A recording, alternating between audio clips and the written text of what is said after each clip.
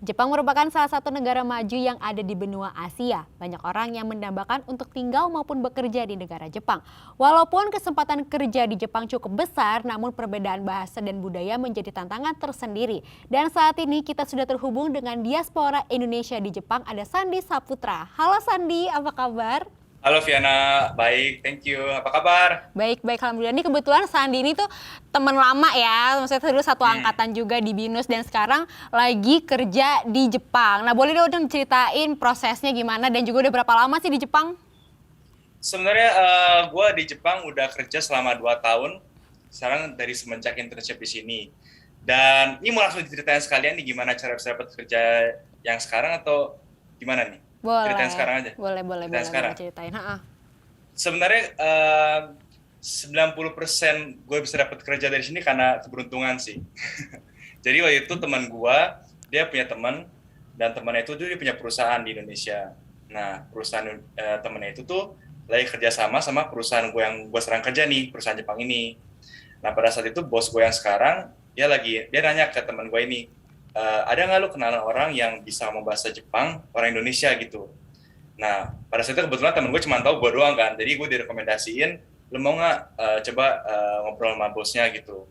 Nah, pada saat itu kebetulan ini pas udah semester akhir lah ya, pas lagi mau bikin skripsi.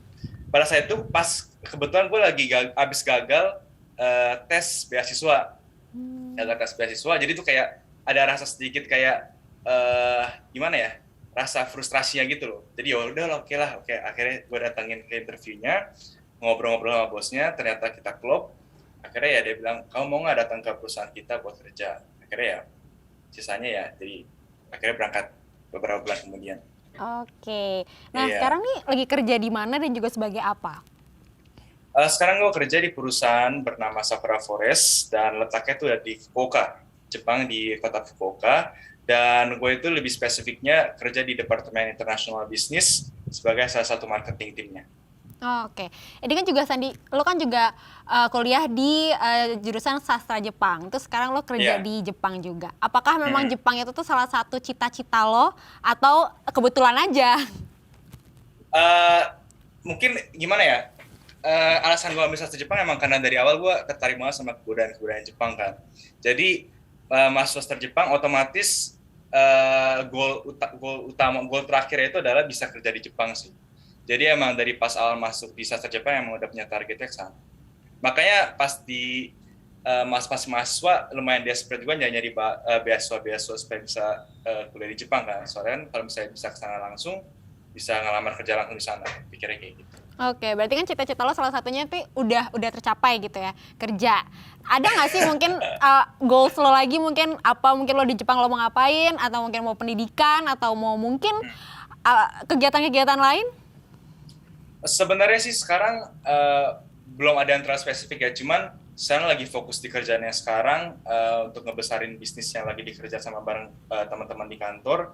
Sama ada sih niat buat sekolah lagi, buat ambil S2, cuman entah kalau ini udah sedikit lebih tenang, mungkin nanti bakal ambil S2 lagi. Cuman tuh sekarang tetap masih enjoy dulu lah kerja di Jepang. Oke, oke, Ya. oke, oke. Nah, ekspektasi seperti apa sih yang lo miliki gitu loh saat lo sekarang atau pertama kali deh waktu itu kerja di Jepang? Apa sih yang Hmm. harapan yang lo miliki gitu loh kita kalau masuk Hmm. kerja di Jepang? Pasti beda dong sama Hmm. di Indonesia. Iya, iya. Pada saat itu gue juga sebelumnya udah denger dari pengalaman senior gue yang udah pernah kerja di Jepang. Ya mereka ngomong gitu, lu kalian nih yang mau kerja di Jepang siap-siap mental lah. Maksudnya mereka orang-orangnya kerjanya stoik ya, orang-orangnya juga, dan kerjanya mereka long hours, dan mereka tuh jarang ada yang namanya tuh komplain. Kayak tuh komplain tuh apalagi terutama sesama kayak kolik gitu ya, sama teman kerja pun juga mereka jarang komplain karena kesannya kayak bisa ngerusak motivasi orang lain gitu, dan mereka sebisa mungkin nggak komplain. Jadi lumayan lingkungan kerja yang lumayan berat lah gitu, karena harus siap-siap kalau saya mau kerja di Jepang. Nah, pada saat saya pas gua internship pertama kali, waktu terpesona ada internship kan. Nah, pas itu ada kesempatan buat datang ke kantor utamanya di Tokyo waktu itu. Itu perusahaan publishing kalau nggak salah waktu itu. Nah, itu situasi kantornya benar-benar seperti yang dideskripsi nama senior gua. Mereka pas gua masuk kantornya, semua orang diem, nggak ada suara sama sekali, cuma suara ketikan keyboard doang. Terus berasa berat banget, kayak kadang ngomong sama teman, sama senior kantor atau sama teman juga harus kayak bisik-bisik gitu loh, nggak boleh kayak ngomong dengan suara gede gitu. Jadi oh kayak gini ternyata lingkungan kerjanya gitu. Dan kalau lagi kerja ya mereka benar-benar ngomonginnya soal kerja doang kalau pakai pas jam kerja gitu. Tapi masuk ke perusahaan gue yang sekarang, mungkin karena rata-rata usia karyawan di kantor gue sekarang orang-orang yang muda-muda ya, jadi mereka lebih nyantai bawaannya. Mereka ke kantor juga pakai kaos oblong, celana pendek gitu kan, jadi lebih nyantai dan banyak teman sebaya juga kan. Jadi lebih nggak seberat atmosfernya, nggak seberat yang di perusahaan yang sebelumnya sih. Oh gitu, berarti emang setiap perusahaan beda-beda dan pada saat itu lo punya Iya, pengalaman kerja di perusahaan Jepang yang lumayan strict, yang lumayan iya, iya. serius gitu. Itu lo penyesuaiannya mungkin bisa berapa lama? Karena kan dari Indonesia ya, kita bisa tahu lah gitu kan. Lo juga aktif nih ya di Unus TV juga waktu itu, jadi lo tahu kan lingkungan kerja seperti apa, di Indonesia seperti apa. Nah masuk ke Jepang ternyata kayak gitu. Penyesuaiannya berapa lama? Buat gue pas masa internship sih yang paling susah sih, kurang lebih 2 bulan lah kalau nggak salah, 2 bulan akhirnya baru oh ternyata kayak gini nih budaya kerja Jepang gitu. Bukan dari segi kerja doang, tapi dari segi sosialisasinya sih ya agak capek. Oh, oke.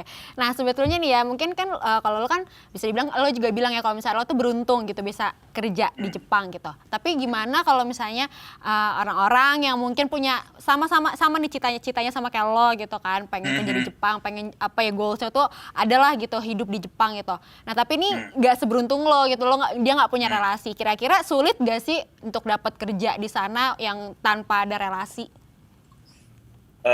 Gue ngomong straight aja sih, sulit banget karena yang setahu gue cuma ada 2 cara supaya bisa dapat kerja di Jepang. Yang pertama adalah itu ikut expo Japanese company di Indonesia. Jadi kalau seandainya perusahaan-perusahaan Jepang tuh biasa mereka suka kayak bikin semacam expo lamaran kerja, kayak Job expo gitu ya? job expo ya di Indonesia.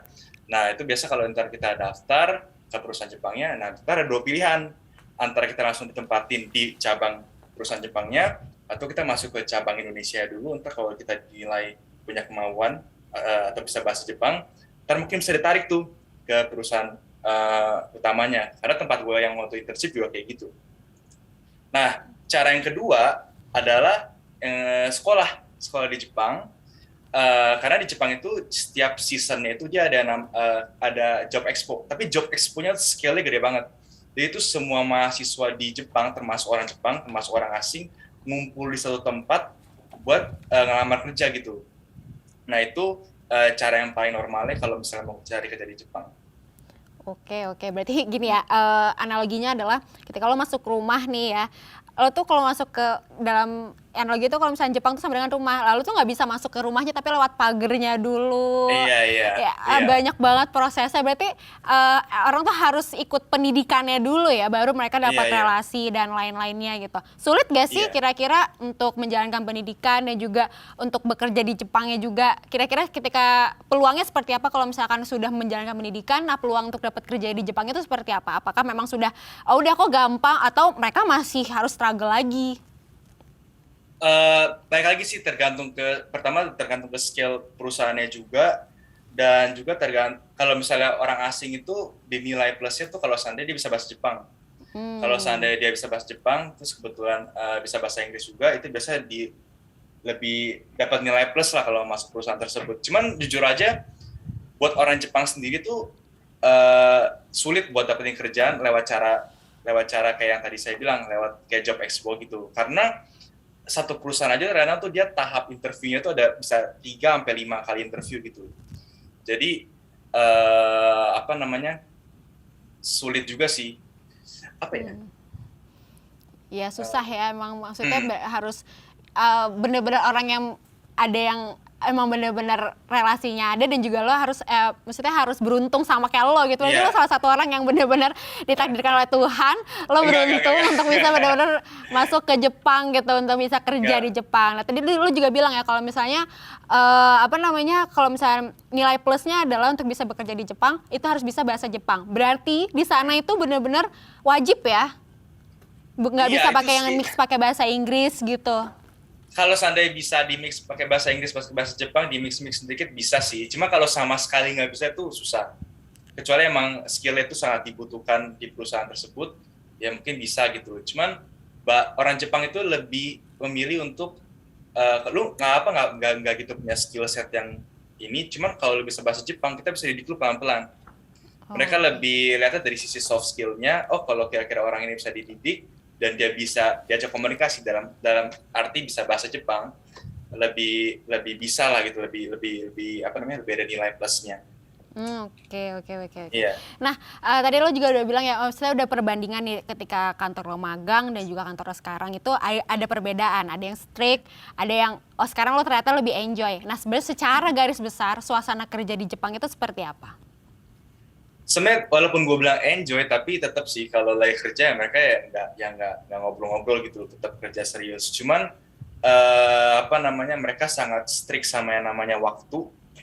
Kalau kerja di perusahaan Jepang, mau yang sekarang atau yang lama. Dan juga mereka ya kalau lagi jam kerja, walaupun bercanda, cuman tetap ngomonginnya tuh tentang sekitar pekerjaan aja gitu. Jadi nggak ngelantur karena ngomongannya kayak gitu. Oke, oke, oke, Ya, oke. dan yang paling berasa sih sebenarnya relasi senior dan juniornya sih yang berasa. Karena kalau di Indonesia, Nanang, mungkin kita berbaur sama senior lebih lebih bisa ya kalau di kantor. Cuma kalau misalnya di Jepang itu lebih lebih gimana ya, relasi antara junior dan senior itu lebih lebih kelihatan lah. Kita harus respect sama senior, kita ya kalau misalnya diajakin sama senior, sebenarnya itu bukan, kita nggak ada pilihan untuk bisa untuk bilang oh saya nggak mau ikut. Saya kalau misalnya Hmm. diajakin sama seniornya, kita oke, kita pergi makan. Jadi itu sebenarnya tuh bukan bukan kita dikasih pilihan sih kadang-kadang. Jadi kadang oh ya emang ada harus ikut gitu budayanya kayak gitu. Oke, berarti definisi benar-benar disiplin. Berarti rumor atau apa ya, berita-berita yang beredar kalau misalkan kerja di Jepang tuh benar-benar strict banget gitu. Apa ya, disiplin masalah kerjaan dan juga masalah waktu gitu kan. Iya iya. Pernah nggak mungkin ngalamin pengalaman yang ternyata lo agak lost nih gitu, agak lo pernah telat, lo pernah apa mungkin melakukan kesalahan dan gimana konsekuensinya? Telat sih untungnya belum pernah sih beberapa sekali pernah.